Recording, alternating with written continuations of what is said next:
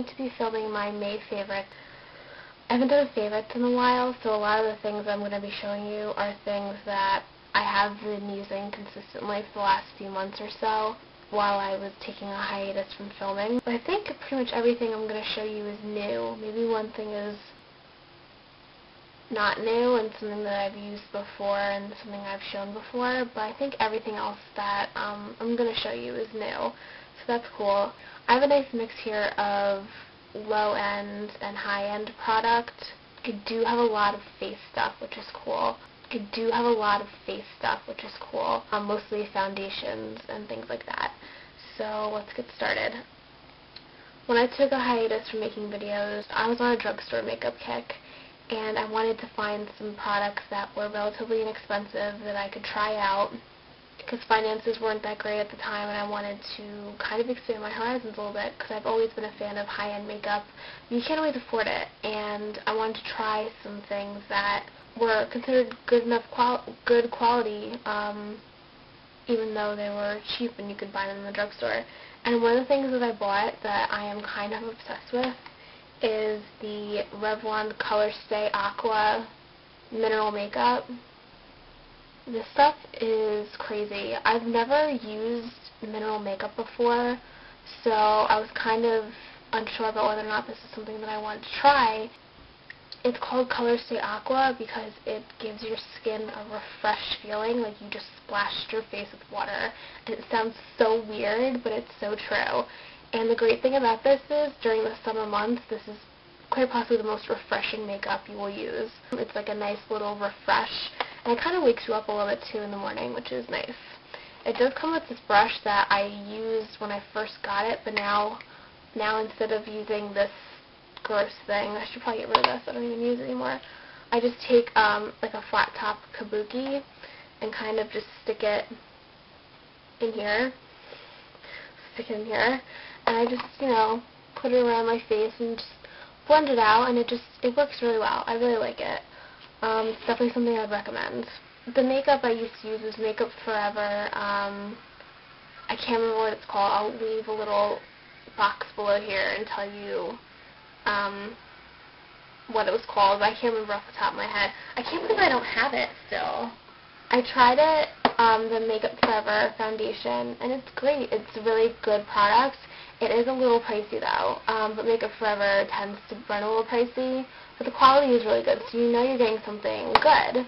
And I went there, and of course, I went to Sephora, and they didn't have my shade. And I waited probably a few months before I even went back to buy it. And of course I went over Memorial Day weekend, and it was like sold out. They didn't have my shade, which is weird because I'm so fair. I figured it would be something that was more readily available because not everyone is as pale as me. They didn't have it. So I went to a sales associate and I asked them what they would compare that product to. And she steered me towards the Smashbox line of makeup, and I'm not really a fan of Smashbox, but I'm up for trying new things, as all of us beauty product addicts are, and I decided, yeah, why not, I'll try it. So she picked up the Smashbox High Definition Healthy FX Foundation. So she picked this up for me to try. That's weird. And I really like it. I've only used it a few times so far. So I didn't really want to put it in my favorites, but I've used it consistently since I've gotten it. It blends really well. I just used a stippling brush, but to be honest with you, the consistency of it is just as smooth as the Makeup Forever one, where I could probably use my fingers and get just as good, if not even a better application. And another face product I bought when I was at Sephora was something that I really wasn't even going to try, and I was just wandering around the store, which is so dangerous. And I came across the Anastasia counter, or the Anastasia section thing, and I was walking past it, and this compact caught my eye, probably because it's really shiny, and I said, oh, that looks really interesting. So I looked at it. It's the Anastasia Illuminate, an 8. So it's not actually Illuminate, it's Illumin 8. I don't know. With Youthful Synergy. And it sounds like such a gimmick, but it's apparently supposed to reduce your fine lines on your face, but it's a bronzer. So obviously the packaging, you see it, you're like, oh my god, it's so pretty and shiny. I want it, I need it. We're all like that when it comes to shiny things, what can I say? But this is the bronzer, and it looks incredibly dark. But when you use a brush with a relatively light hand and you just kind of put it on and blend it out, the consistency and the texture of it is just so smooth.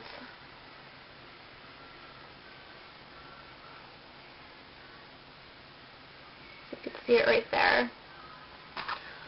And this is in the shade Sun Bronze, which is actually the paler of the two. It's funny because I went there, I picked up the paler of the two, so I thought, I came home and I was looking at it, I'm like, this is really, really dark. And then I went to Sephora.com. It said that I had picked up the wrong shade, so I went back and I looked at the packaging of the one that was lighter, and it was Sun Bronze. And I asked somebody there, I'm like, you probably think I'm an idiot, but you know, I bought this thinking it was a lighter shade, and I took it home and it's so dark.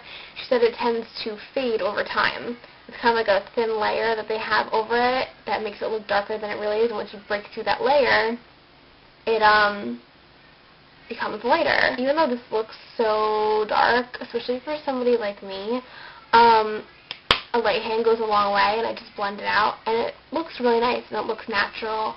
So I have no complaints with this product. I really like it. Maybe I'll do a review if I notice anything change-wise. I don't know, probably not, but I mean, it's a good bronzer and it's a pretty package, so it can't be all that bad. Another face product that I think I featured in my last video, which was a tutorial, office wearable makeup, I talked about this blush that I had gotten for Christmas. This is Clinique's Cupid, and that's the shade here.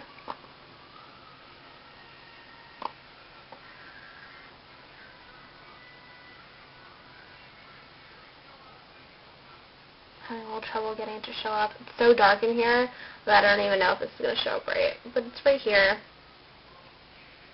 It looks, it doesn't even look like you can see it. But this is a great wearable shade, especially for somebody who's so fair like me, but it's buildable. Usually I just take like a little angled brush and just kind of do my cheekbones with it. But it's a buildable color, which is nice, and it's a nice pink shade that I think everybody should have, in my humble opinion. The next two products I'm going to talk about are eyeshadows, eyeshadow palettes actually. One of them I bought over the Christmas season, and it's the e.l.f. Neutral Eyes palette. I'm actually going to be doing a tutorial soon featuring this palette. It's another office wearable makeup tutorial. This palette is awesome. It has some of the best colors ever. As you can tell, I've been using a few of them a lot for work. But I love e.l.f. It's so cheap and it's so good. It's so difficult to find makeup that is this cheap and is this good. So if you haven't tried any e.l.f. products, try them, please, because I'm telling you, it's really worth it. The second product I'm going to talk about eye palette wise is the Too Faced Naked Eye palette. This is I featured in my last video also for the office appropriate makeup. I love this palette. It has a nice little magnetic flap so it stays closed, and it has so many pretty colors. I'm obsessed. I think it's awesome. Okay, anyway, so I really, really like this palette. I'm going to try and do some swatches of these colors. You have this nice matte white here called In the Buff. This is really good for a highlight. You know, it's really matte. And then you have Birthday Suit, just right there. And then you have Pink Cheeks, which is a nice little baby pink. This actually is like my skin tone. If I want to buff out a color or an eyeshadow look, I would use that color to buff it out. That's how fair and pink I am. I use that color to buff it out. And then you have Pillow Talk right here.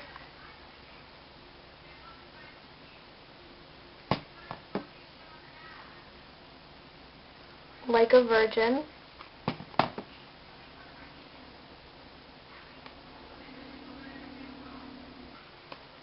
Satin Sheets,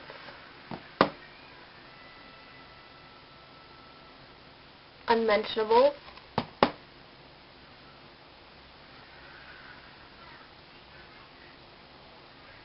Lap Dance,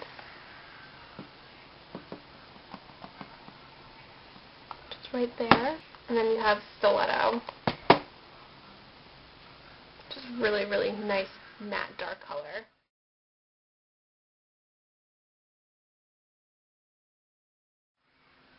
For nude looks, they're really nice for smoky going out looks. It's a really, really great palette. If you're looking for a good all-around palette, I would check this out. And the nice thing about this is, even though it's thick, it's small.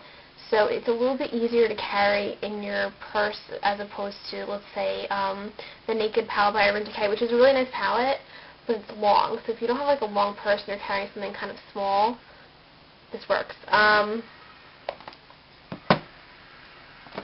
It also comes with a little applicator brush at the bottom, too, for traveling. I don't use it, though. It's still in its original packaging. So I hope you guys enjoyed this video, and I'll talk to you later. See ya!